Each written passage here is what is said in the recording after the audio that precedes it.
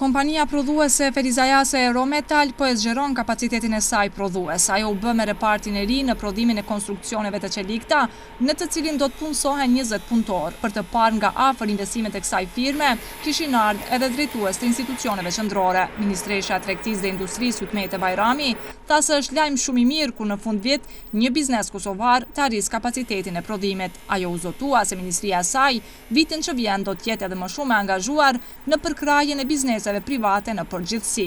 Ne jemi të përkushtuar që përpos ndihmës në legjislacion e politika fiskale të mobilizojmë edhe fonde nga donatorë të ndryshëm në mënyrë që të kemi për vitin 2016 mbështetje konkrete për ndërmarrjet tona, sepse duhet të përgatitemi për tregun evropian. Tani me qenë se kemi nënshkruar marrëveshjen e stabilizim asociimit, por jo vetëm aq. Ne duhet gjithashtu të përgatitemi që produktet tona të i bëjnë ballë konkurrencës dhe produkteve kualitative që do të vinë pikërisht nga ky treg. Ndërkaq kryetari i Odës Ekonomike Safet Gërxhaliu tha se hapja e këtij reparti të ri le të jetë një dëshmi e fortë që përkundër përplasjeve politike në vend, komuniteti i biznesit është në hapa të drejtë drejt zhvillimit ekonomik.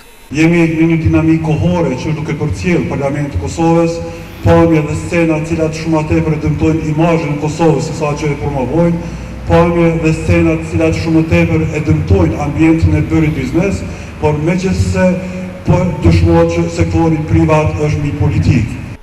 E kryetari i komunës Muharrem Sfarqa tha se qeverisja lokale po tregon një përkushtim dhe seriozitet për t'i përkrahur prodhuesit vendor dhe bizneset që prodhimet e tyre tashmë po dalin edhe jashtë tregut të Kosovës. E përgëzoj jo vetëm këtë sepse besoj që nuk gëzohet vetëm pronari i kësaj kompanie, po gëzohen edhe gjithë punëtorët, të gjithë ata që lidhin një marrëdhënie të re të punës, por edhe gjithë ne, në veçanti ne që më shumë dim të flasim e më pak kështu të punojmë sikur ata punëtorë që janë angazhuar tek Njaziu sot, po të cilët sigurisht që do t'i krijojnë mundësitë edhe të tjerëve që të arrisin shpresën për investime të reja në komunën e Ferizajt, mënyrë që problemi i papunësisë të zbutet dhe dukshëm të përmirësohet. Rritjen e biznesit të tij, pronari i Eurometalit Njazi Musliu e tregon në bazë të një rrëfimi që dha para të pranishmëve.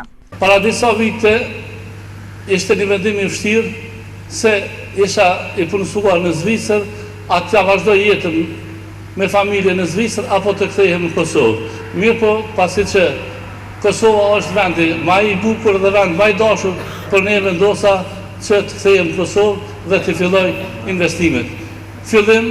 Filluam me 3 punëtor, pastaj me cilësinë dhe korreksinë tonë ndaj klientëve, filluam të zhvillohem gradualisht në mënyrë cilësore dhe me themele të sigurta, kështu që sot ndërmarrja jonë ka një kapacitet për 70 punëtorëve dhe prodhimet tona kemi arritur që t'i plasojmë edhe në tregun e Shteteve të Bashkisë Evropiane si në Zvicër, Gjermani dhe Francë. Në repartin e ri, Eurometali ka funksionalizuar pajisje më të sofistikuara të prodhimit në këtë lëmi.